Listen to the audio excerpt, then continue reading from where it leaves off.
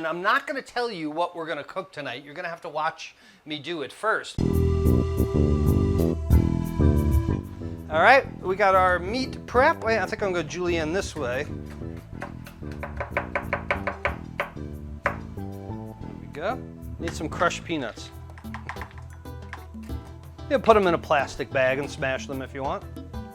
We made a compound oil that we're going to cook the beef that we prepped in, and especially the vegetables that we prepped. We have the noodles, we have a sauce. I think you see where this is all going. Saute our peppers. Get them going. Now we'll add some mushrooms. I'm going to add that beef. Look at those colors. Look at that beef. Here's our sauce that we made. Here's our chow mein noodles. Peanuts. And the green onion. And this whole thing goes in the refrigerator to chill out.